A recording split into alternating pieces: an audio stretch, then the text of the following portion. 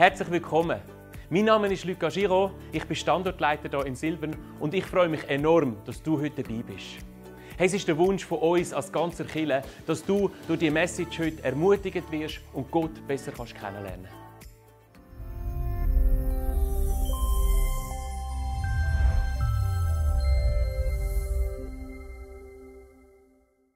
Letzte Woche, wo es noch Schnee hat, wer hat alles gern Schnee? Jawohl, Schneefraktion, sehr gut. Also letzte Woche, wo es noch im Unterland Schnee hat, muss ich so sagen, bin ich und meine Frau, Kind, haben etwas anderes gemacht, sind wir Schneeschuhe laufen und haben hinten drauf das Snowboard gehabt und sind bei uns in der Nähe auf einen Hügel gegangen und haben hochgehen und dann im Tiefschnee runterfahren. Und jetzt kann man vielleicht sagen, ja, was ist denn das für ein Ziel, wenn du so willst? Du gehst hoch und kommst am gleichen Ort runter. Aber ich habe mich so gefragt, was war das Ziel von unserem Ausflug? Was war das Ziel, hochzulaufen, fest schnaufend, ich noch mehr als meine Frau, miteinander zu reden?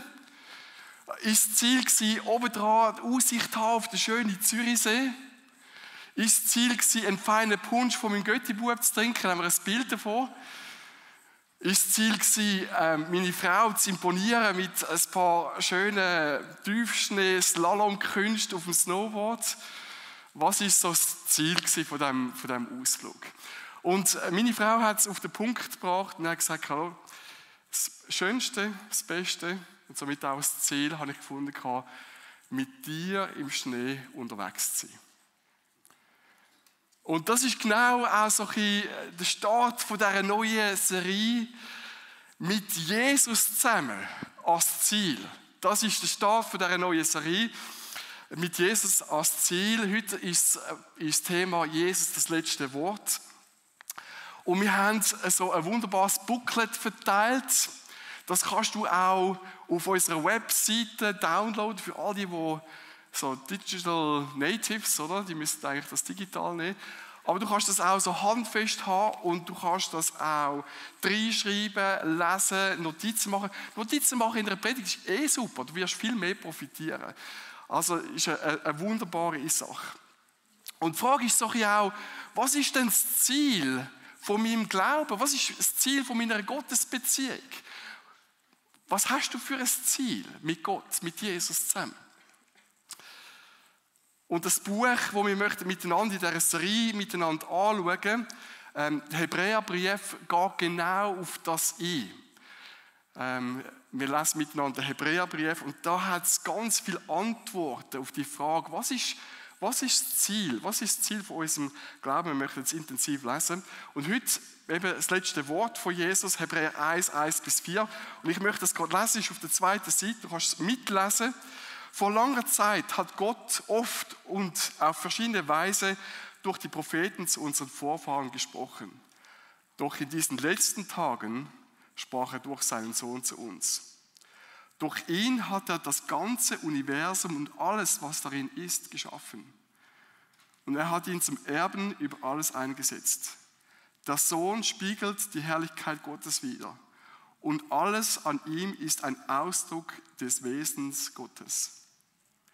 Er erhält das Universum durch die Macht seines Wortes. Nachdem er uns durch seinen Tod von unseren Sünden gereinigt hat, setzt er sich auf den Ehrenplatz an der rechten Seite des herrlichen Gottes im Himmel. Hebräer 1, 1-4. Und ich finde es so wunderschön, Gott rettet, das lesen wir in den ersten 2 Versen. Es heißt zweimal, wo es heißt, Gott sprach, zweimal. Oder vorher zu unseren Vorfahren und jetzt in unserem Sohn. Und jetzt kannst du dich fragen, warum haben die Propheten nicht gelangt? Warum braucht es jetzt auch noch seinen Sohn? Und es geht in dem Ganzen ihnen nicht um mehr Wissen, nicht mehr Wissen über Gott. Ganz oft möchten wir mehr wissen, oder? Noch etwas Neues. Ich treffe das immer wieder auch an, hier in dieser Kirche, aber auch in anderen Kirchen, die sagen, für mehr Reife im Glauben braucht es tiefere Predigten. Mehr Schwarzbrot, mehr Wissen, mehr Neues. Etwas, was ich noch nie gehört habe. Etwas, was mich flasht. Etwas, was mich total aus dem Häuschen bringt, weil es etwas Neues ist. Braucht es das wirklich, um im Glauben zu wachsen, um reifer zu werden? Und ich glaube, es geht nicht um Wissen. Es geht nicht darum, Gott noch mehr zu beschreiben, sondern er möchte kommen und sich zeigen mit sich selber, mit seinem Sohn. Er möchte sich selber vorstellen. Und zwar Gott selber in der Person von seinem Sohn. Gott teilt sich dir mit, weil er dich will. Das lesen wir auch im Vers 3 rein, wo es heißt, nachdem er uns durch seinen Tod von unseren Sünden gereinigt hat. Wegen dem kommt Jesus, damit wir versöhnt sind mit Gott, weil er dich will. Und nicht einfach nur, damit du noch mehr Wissen über ihn hast, sondern er teilt sich mit, damit wir ihn erkennen, damit wir ihm näher sein können. Und die meisten, glaube ich, in diesem Saal haben auch viel Wissen über Gott. Aber das Wissen, das wird uns nicht verändern. Was brauchen wir, um reifer zu werden im Glauben? Nicht mehr Wissen. Ich glaube es nicht. Nicht mehr Wort über ihn, sondern mehr Wort von ihm. Oder? Wenn Gott kommt, und das wünsche ich mir immer wieder in dem Gottesdienst. Stell dir vor, du hockst da irgendwo hinten rechts und es sind so viele Leute in dem ganzen Saal hinein, aber er kommt genau an deinen Ort an und sagt, ich sehe deine Herausforderung, ich sehe deinen Kampf. Ich sehe auch, dass du allein dabei bist. Ich sehe dich und ich sprich dich in deiner Situation an und ich habe ein Wort für dich und ich möchte dir sagen, das. Das wird alles verändern. Oder? Du kannst eine Persönlichkeit, eine Berühmtheit, kannst du alles kennen. Schuhgröße, was sie gern isst, was ihr Lieblingsfilm ist. Wegen dem kennst du die Person trotzdem nicht. Und genau das Gleiche ist auch bei Gott. Er möchte uns näher sein. Und in Johannes 1,1 heißt es, da wird Jesus beschrieben als das lebendige Wort. Er ist das lebendige Wort. Und dann auch im Vers 3, jetzt wieder im Hebräer rein, sehen wir auch, was für eine unglaubliche Power sein Wort hat. Wo es heißt, er erhält das Universum durch die Macht seines Wortes. Oder sein Wort hat nicht nur Kraft, alles, was du siehst, zu erschaffen, sondern auch hat Kraft, dich von innen gegen außen zu verändern. So viel Kraft hat sein Wort. Nicht das Wissen, sondern sein Wort ausgesprochen über deine Situation, wo du annimmst und anfängst umsetzen. Das wird dich reifer machen, das wird dich verändern.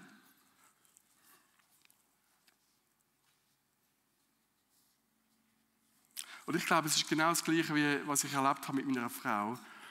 Es geht darum, mit ihm unterwegs zu sein und er möchte sein Herz mit dir teilen. Hey, der lebendige Gott möchte sein Herz mit dir teilen. So wichtig bist du ihm. Und es ist so wichtig, dass wir immer wieder anhören. Gott, was ist dir auf dem Herz?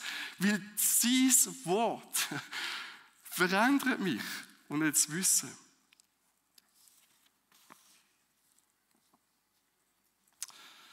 Und so können wir sagen, das letzte Wort von Jesus, das letzte abschließende Wort von Jesus. Vorher hat Gott durch ganz unterschiedliche Leute, Propheten geredet, jetzt auf eine Art, durch seinen Sohn, in einer Person, Jesus Christus. Erlebbar, interagierend, nahe, fassbar. Und dann lesen wir im Vers 1 rein, also wir haben gelesen, er hat unterschiedlich geredet, jetzt durch eine Art, durch Jesus. Und jetzt geht es weiter, Vers 1, wo es heißt, verschiedene Weise, oder? Auf verschiedene Weise, auf vielfältige Weise hat er geredet durch Propheten, durch Jesus Christus.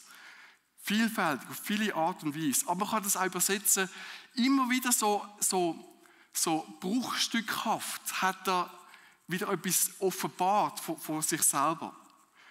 Und darum, Jesus ist das abschließende Wort, weil vorher ist es bruchstückhaft gewesen, jetzt ist es vollständig in der Person von Jesus Christus.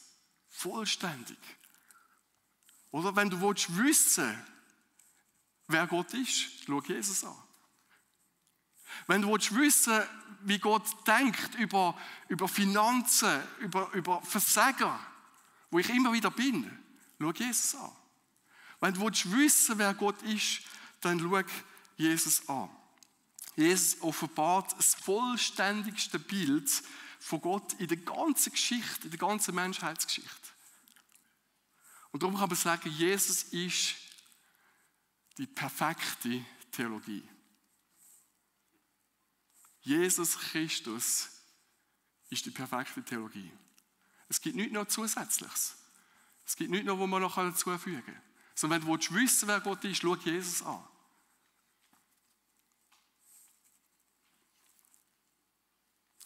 Und alles, was du glaubst, von Jesus zu wissen, und du findest es nicht in Jesus Christus,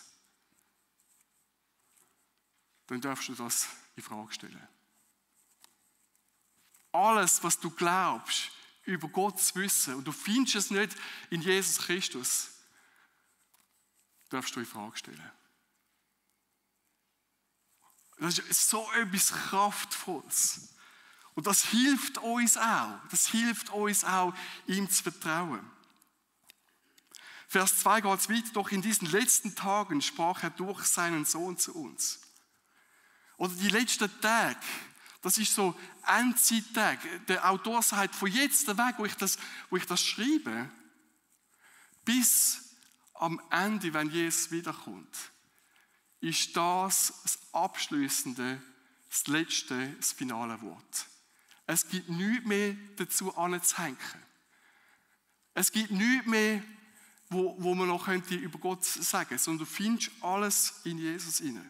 Es gibt kein Aber. Ja, vielleicht gibt es da noch irgendetwas zu finden. Kein Aber. Es gibt nichts mehr anzufinden. Und das finde ich etwas so Wunderbares, weil es zeigt auch, es gibt auch keine negativen Überraschungen. Es gibt keine negativen Überraschungen. Du kannst Gott in seiner Ganzheit kennenlernen, weil du kannst Jesus anschauen. Keine negative Überraschungen. Gott gibt uns mit Jesus nicht einfach ein weiteres Wort, sondern sein letzte, abschließende, endgültige Wort. Vorher unterschiedliche Worte, unterschiedliche Beschreibungen, jetzt abschließend, endgültig. Es gibt nichts mehr dazu anzufügen. Jesus Christus ist die perfekte Abbildung von Gott. Und das hat eine unglaubliche Auswirkung auf mein Glauben. Oder? Das Erste ist, zu sagen, so ist er. Wenn du wissen, wie Gott ist, dann schau Gott an. Es gibt keine weitere Offenbarung. Das ist das abschließende Wort. Gott ist fassbar geworden in Jesus Christus. Und darum kann ich ihn voll und ganz vertrauen. Und das verändert meinen Glauben, weil ich jetzt weiss, mit wem ich es zu tun habe. Und das Zweite ist auch, das finale, letzte Wort von Jesus bedeutet auch, ich muss es anders sagen, Jesus setzt Gott Grenzen. Jetzt fängt es wahrscheinlich bei der einen an zu trüllen und sagen, Gott ist doch grenzenlos. Geht doch nicht. Jesus setzt Gott Grenzen. Und zwar Grenzen in seiner Beziehung. Und das lesen wir. Und ich möchte auch über das nachdenken. Das ist ein sehr steiler Satz. Jesus setzt Gott Grenzen. Ich möchte das mit euch anschauen. Das lesen wir im Vers 3 rein. Wo es heisst, alles in ihm ist ein Ausdruck vom Wesen von Gott. Alles in Jesus ist ein Ausdruck vom Wesen von Gott. Und in anderen Übersetzungen heisst es ein Abdruck. Oder wenn du sogar in den Urtext hineingehst, geht es darum, hat es das Wort Charakter. Also Charakter ist ein griechisches Wort. Das ist wirklich so, dass der Ausdruck von seinem Wesen heisst Charakter. Und das heisst mit dem, Jesus hat den gleichen Charakter wie Gott. Den gleichen Abdruck. Die gleiche Persönlichkeit. Er ist das genaueste, vollständigste Abbild von Gott. Du wirst nichts Besseres finden, um Gott kennenzulernen, als wenn du Jesus anschaust. Klare, umrissene, klare Grenzen. Und wenn du jemanden heiraten tust, dann hoffentlich, weil du die Person lieb hast. Und ganz oft heiraten wir ja auch jemanden, wo vielleicht gegensätzlich ist und findet, das ist mega toll, dass sie so ganz anders ist. Und je länger eine Beziehung geht, desto mehr fangen vielleicht auch so die Gegensätzlichkeiten an zu stören. Und man merkt irgendwo so, das gefällt mir nicht, das gefällt mir nicht. Wie sie die Socken am Boden wirft, gefällt mir nicht. Oder weil sie die Türen zum WC nicht zumacht, gefällt mir nicht. Oder irgendetwas so. Hat man so verschiedene Sachen. Und dann fängt man an, miteinander darüber zu diskutieren und versucht, seine Herangehensweise, seine Lebensweise einem anderen zu erklären und zu sagen, hey, könntest du nicht so und so machen. Und gewisse Sachen können wir wirklich auch miteinander ausdiskutieren und kommen vielleicht auch Sachen auch zum Schluss. Und du versuchst vielleicht auch zu verhandeln und irgendwann einmal merkst, es gibt gewisse Sachen, die sind nicht verhandelbar. Es gibt gewisse Sachen, die wird die Person nicht verändern, weil es die Person ausmacht. Oder jede Person hat eine Persönlichkeit, hat einen Charakter, ist eine Person mit Grenzen. Und du wirst nicht können über die Grenzen ausgehen, ohne dass die Beziehung Schaden davon trägt. Oder ich zum Beispiel, ich liebe Menschen. Ich finde es super, dass so viele da sind. Ich finde das toll. Aber ich brauche immer wieder einen Rückzugsort. Ich brauche immer wieder einen Ort, wo ich zur Ruhe komme. Ich habe das gemerkt, Weihnachtsfeier, wir haben so viele Leute bei uns gehabt. Ich habe das Gefühl, es sind alle zu uns gekommen. Stimmt natürlich nicht, aber so hat es sich angefühlt. Und ich habe gemerkt, jetzt brauche ich wieder Zeit für mich allein. Ich brauche wieder Ruhe. Ich brauche wieder so ein ich allein im Wald.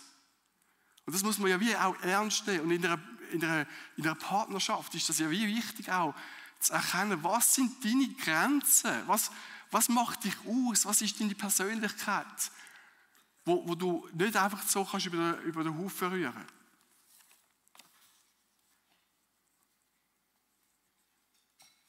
Stell dir vor, du hättest jemanden, der immer sagt, ja mein Schatz, ja sicher mein Schatz, selbstverständlich darfst du das, oder? Ich mache alles. Oder? Die einen fänden das super, oder? Wo alle Wünsche von dir erfüllen. Aber wenn du eine Person hast, die in allem ihnen sagt, ja, sicher, selbstverständlich, wird diese Person keine Persönlichkeit haben. Es wird kein Gegenüber sein. Keins, das sagt, ich habe eine eigene Persönlichkeit, ich habe eigene Grenzen. Oder wir möchten alle Personen mit einer starken Persönlichkeit, wir möchten jemanden haben, der ein Gegenüber ist, mit einer klaren Meinung. Und du realisierst irgendwann mit der Zeit auch, wenn du das nicht akzeptierst, wenn du die nicht verhandelbaren Sachen nicht akzeptierst, wird es keine glückliche Beziehung geben. Und es wird vielleicht so weit gehen, dass du sagst, vielleicht geht die Beziehung auch zu Ende. Weil ich möchte es haben und jenes und die Person hat das nicht. Und ich habe das gemerkt in der Beziehung zu meiner Frau. Ich bin nicht immer so ein Einfacher gewesen. Also bis manchmal heute noch, nicht immer so ein Einfacher. Aber die Beziehung hat sich sehr verändert und zum Guten verändert. Und es hat eine Zeit gegeben, wo ich verschiedene Sachen, vor allem auch Äußerlichkeit an meiner Frau irgendwo bemängelt habe und verglichen habe mit anderen Frauen und gefunden habe, wieso hat sie das nicht? Und es hat dazu geführt, dass wir nicht die Nähe hatten. Es hat dazu geführt, dass Stress in die Beziehung hinein, Unzufriedenheit in die Beziehung gekommen ist, Distanz in die Beziehung gekommen ist, weil ich meine Frau nicht so akzeptieren konnte, wie sie ist. Und jetzt, wo ich einen Weg gegangen bin, zu sagen, ich akzeptiere meine Frau voll und ganz, ist eine neue Tiefe und Nähe entstanden. Und genau das Gleiche auch mit Gott. Was bei einer anderen Person auch so ist, ist auch bei Gott. Wir können nicht, es gibt keine Nähe, ohne dass man die nicht verhandelbare Persönlichkeit oder Grenzen akzeptiert. Und uns vielleicht diese Sachen anpassen. Und sagen, hey, ich schätze das oder das andere.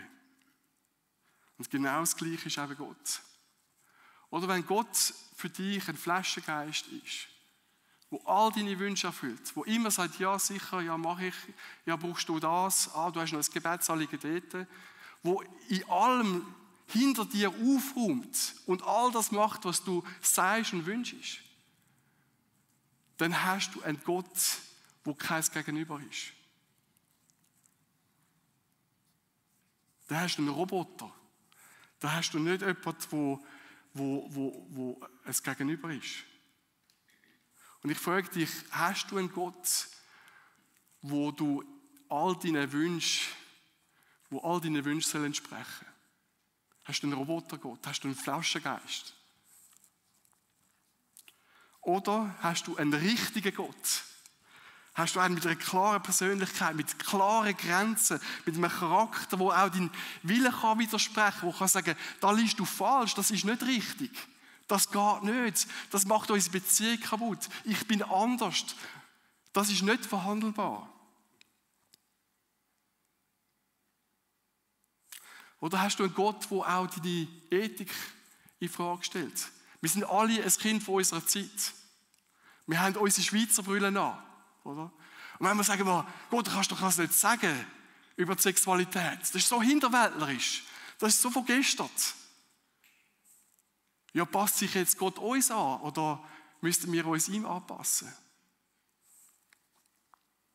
Oder was ist, wenn Gott sagt, hey, die Beziehung heisst sich nicht gut? Die tut dir nicht gut. Die ist nicht richtig. Oder? Kann ich das denn akzeptieren? Kann ich mit dem aufhören? Oder sage ich, Gott, ist gut, du hast es gesagt, aber interessiert mich nicht. Was macht das mit einer Beziehung? Was macht das, wenn du an eine Ehebeziehung, an eine ganz neue Beziehung denkst, wo du einander in deiner Beziehungsgrenze, in deiner Persönlichkeit nicht kannst akzeptieren? Es gibt keine Nähe, es gibt keine Intimität, es gibt keinen Tiefgang. Was für einen Gott hast du? Ich habe mal mit meinem Nachbarn diskutiert über, wer ist Gott? Und er hat gesagt, ja, so wie es du beschreibst als eine Person, aber das glaube ich nicht. Ich glaube, es hat so irgendwo so eine Urkraft, irgendwo muss es ja etwas geben, es kann nicht einfach plötzlich alles da sein. Irgendwo hat es so eine Urkraft, eine Power da, aber genau beschreiben in einer Person, das kann man nicht. Und wenn du keine Persönlichkeit hast, keine Grenzen, dann ist es extrem nebulös. Das kann alles sein, aber sicher kein Gegenüber.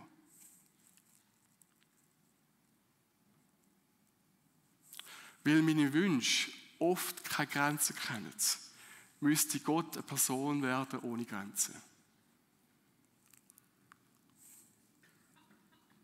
Aber ohne Grenzen keine Persönlichkeit, kein Gegenüber, sondern nur ein Roboter von meinen Wünschen. Erst wenn ich Gott in seinen Grenzen, in seiner Persönlichkeit, wer er wirklich ist, akzeptiere. Auch wenn ich es nicht verstehe, auch wenn ich es nicht mag, auch wenn ich es vielleicht schwierig finde, kann ich eine persönliche, tiefe, nahe Beziehung mit einem Gegenüber haben.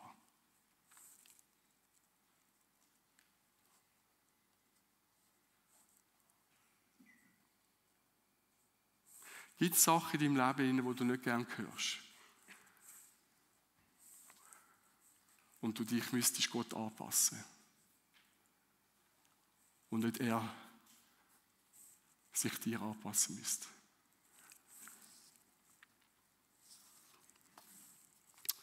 Letzten Sonntag hat der Jutta das Bild gebracht von Jesus im Sturm hinein. Und ich möchte das aufgreifen, um einfach noch mal ein bisschen anzuschauen, was sind denn so die Persönlichkeit, die Grenzen von Jesus?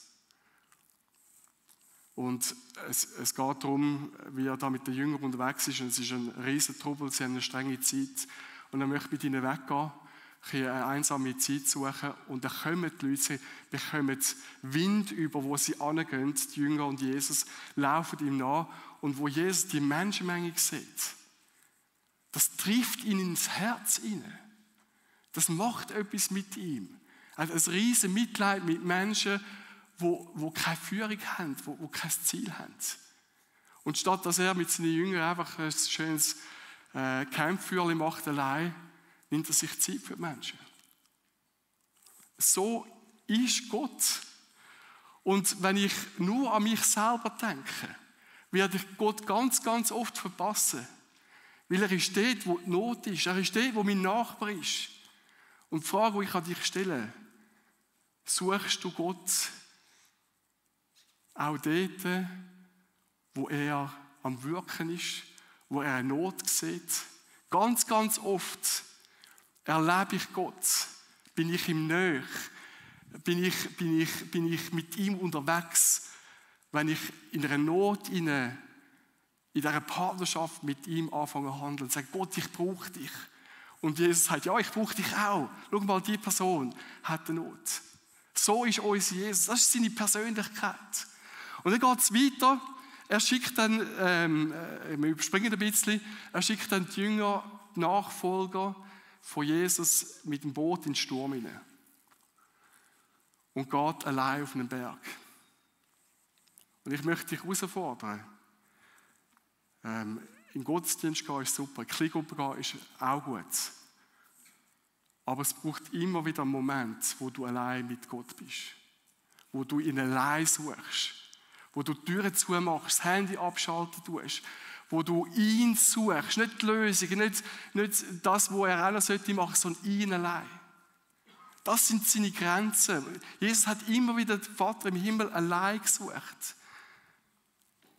Und wenn wir möchten nahe sein, reif sein, uns verändern, braucht es immer wieder die Zeiten, wo ich ihn suche, allein suche, mit ihm ins Gespräch komme. Und dann geht er seine Jünger nach, sieht sie im Sturm hinein, wie sie so eine Todesangst haben vor dem riesen Sturm, geht mal schauen, wie es ihnen geht. Und er sieht sie, wie sie da fest am Rudern sind, mitten im Sturm hinein. Und Sorge haltet uns ab, die Realität von Gott zu sehen. Was seine Möglichkeiten sind. Und wir brauchen das erneuerndes Denken, ein Schauen auf ihn, ein ausgerichtet sein auf ihn, ein erneuerndes Denken, damit wir immer mehr seine Realität und Möglichkeiten bewusst werden. Und das mitten in deinem Sturm hinein. Ich glaube, wir haben ganz viele Stürme in unserem Leben hinein.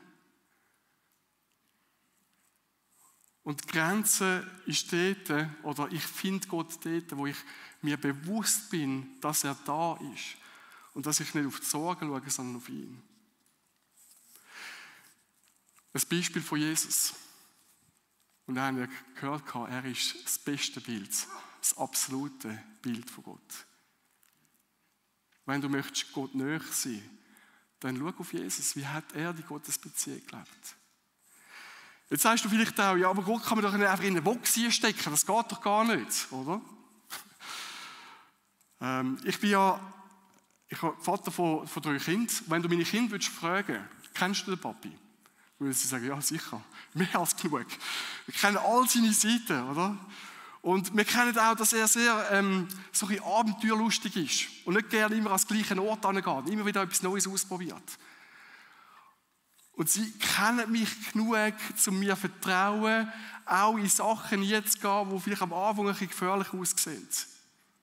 Weil ich ja gut schaue als Vater. So. Sie kennen mich genug, um mich zu vertrauen. Und dann erzähle ich manchmal so ein paar Räubergeschichten, also echte Geschichten natürlich, was ich alles auch schon gemacht habe. Und dann sage ich, Papi, hast du das wirklich gemacht? Ich sage, selbstverständlich. Also da gibt es noch ganz viele andere Sachen, die sie noch nicht kennen, die noch tiefer gehen. Meine Frau sogar kennt mich nicht in allem rein. Ich selber kenne mich nicht in allem rein. Aber genug, um mir zu vertrauen.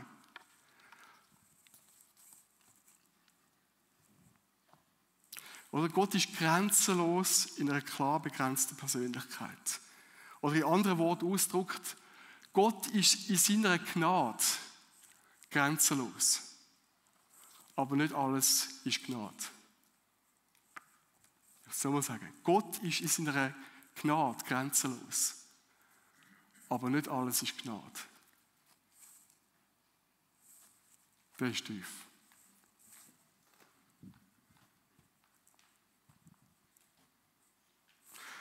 Was ist denn mit Gott? Müsste er sich nicht auch mir anpassen? Ich meine, in einer Beziehung muss man sich doch gegenseitig anpassen. Und Jesus hat sich angepasst. Er ist Mensch geworden. Er ist dir so nahe gekommen. Hat alles, wo du umtreibst, auf sich genommen, damit du mit Gott versöhnt bist. Er hat sich dir angepasst. Hebräer 1,3, sehen wir sind erst in den ersten 3 Versen, heißt er, Jesus, der Ausstrahlung seiner Herrlichkeit. Die Ausstrahlung von seiner Herrlichkeit. Und wo lesen wir von dieser Herrlichkeit im Alten Testament? Wo sehen wir das? Und das ist im Auszug von Ägypten, wo Gott mit ihnen mitgeht, in einer Feuersäule, in einer Rauchsäule, wo sie ihn sehen. Und die Feuer- oder Rauchsäule beschützt sie oder bringt das ganze ägyptische Armee, die ihnen nachjagt, durcheinander. Aber das meiste, was es auslöst bei den Israeliten, ist, sie sehen Gott. Gott ist sichtbar. Es ist eine Form, wo sie ihn sehen können. Und jetzt haben wir Jesus, die ultimative Form, zum Gott zu sehen, in seiner ganzen Herrlichkeit. Ja, Jesus ist Mensch geworden, aber er zeigt sich in der ganzen Herrlichkeit, in der ganzen Schönheit, in der ganzen Ausstrahlung von Gott. Und Jesus ist die beste Form, zum Gott zu sehen und müssen sterben. Es ist die einzige Form, wie du Gott kannst sehen, ohne dass du sterben musst. Und darum sollen wir ihm nachahmen, nachmachen, sollen wir alles, was wir sehen, umsetzen, ihn suchen, betrachten, zu verstehen. Weil wenn du jemanden,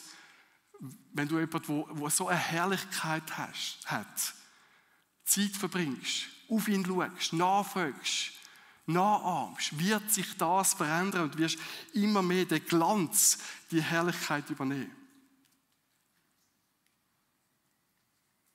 Wie können wir die lebensverändernde Herrlichkeit, die Reife schenkt, wie können wir das in unserem Leben umsetzen? Und Hebräer 2,1 warnt uns auch, das Ziel nicht zu verfehlen, wo es heisst, Hebräer 2,1, achtet sorgfältig auf das, was ihr gehört habt, damit ihr das Ziel nicht verfehlt. Achtet auf das, was ihr heute Morgen gehört habt, dass ihr das Ziel nicht verfehlt habt. Und wenn du versuchst, die Herrlichkeit von Gott in dein Leben jetzt zu bringen, wenn du versuchst, ein gutes Leben zu führen, dann passieren 2 Sachen. Du wirst dich anstrengen und stolz werden. Aussen sieht es super aus, moralisch alles bestens. Du kannst umeinander laufen und alle denken, wow, ist das ein toller, gläubiger Christ. Aber innen dran wird es dazu führen, zur Überheblichkeit und Stolz. Oder zur Minderwertigkeit, weil du merkst, du schaffst es nicht. Und das ist auch der zweite Punkt, wenn wir versuchen, das umzusetzen, wenn du versuchst, die Gebote von Gott zu erfüllen, es wird dich entweder zerstören oder beschämen, weil du merkst, du wirst zu den Standards von Gott, zu diesen Ansprüchen, diesen Ansprüchen wirst du nicht gerecht werden. Wie werden wir reif? Wie wird seine Nähe, seine Herrlichkeit uns verändern? Wie können wir das Ziel, ihn immer ähnlicher zu sein, reif zu sein, wie können wir das nicht verpassen? Und das griechische Wort für Herrlichkeit kann man auch übersetzen mit bedeutsam sein, Gewicht geben. Und meine Frage an dich ist, wie viel Gewicht, wie viel Bedeutsamkeit gibst du Gott? Wie viel Gewicht gibst du Jesus in deinem Leben hinein? Und ich glaube, das ist das, was uns verändern tun. Das ist der dritte Punkt. Seine lebensverändernde Herrlichkeit verändert mich, indem ich ihn ernst nehme, indem ich ihm Gewicht gebe, indem ich auf ihn schaue, indem ich seine Beziehungsgrenzen, seinen Charakter, seine Persönlichkeit akzeptiere. Indem ich immer wieder sein Wort suche, seine Nähe suche, anschaue, wie hat Jesus das gelebt? Wie ist er umgegangen in diesen Situationen? Wie hat er die Beziehung zu Gott gelebt? Und das ist meine Frage an dich, so zum Mitnehmen, zu der Umsetzung. Welche Eigenschaft von Gott möchte ich neu ernst nehmen? Welche Eigenschaft von Gott möchte ich Gewicht geben in meinem Leben hinein? Möchte ich mich ausrichten danach? Nimm doch kurz Zeit.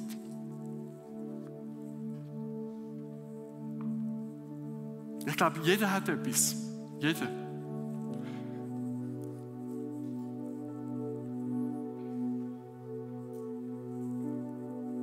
Wo möchtest du Gott neu begegnen?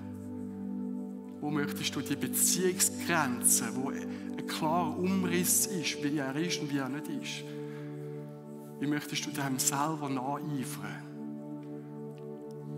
dass du verändert wirst? Ich möchte für das beten.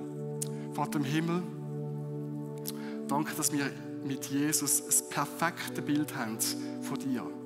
Das perfekte Abbild. Und danke, Jesus, dass du Gott auch Grenzen gesetzt hast, Beziehungsgrenzen, die nicht nebulös sind, wo keine negativen Überraschungen da haben, sondern wo ich einfach tief und fest vertrauen, weil ich weiss, ich kenne meinen Gott, ich kenne meinen Vater im Himmel. Ich weiss, wie er ist. Ich kann ihm vertrauen. Und der Heilige Geist zeigt dir auf, wo es Sachen gibt, wo ich dich nicht ernst nehme, wo ich finde, ja, ist schon gut, aber ich habe einen anderen Plan. Und hilf uns und gib uns Kraft, dir Gewicht zu geben, dich zu suchen, das lebendige Wort, dass es wirklich uns verändern tut. Danke vielmals, dass du uns nicht allein lässt und uns alles gibst, was wir brauchen für das. Amen. Hey, danke, dass du heute dabei bist.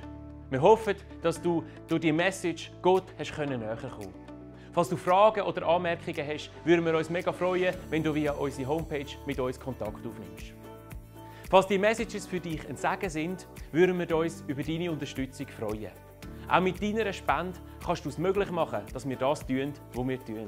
Und mit dem könnt Gottes Liebe und Gottes Hoffnung in unsere Gesellschaft heraustragen. Du kannst das ganz einfach machen mit einem SMS an die Nummer 488, mit dem Keyword Silbern und einem Betrag. Natürlich gibt es auch noch andere Möglichkeiten, die findest du bei uns auf der Homepage unter www.silbern.church/spenden. Hey, wir wünschen dir Gottes Power und Segen.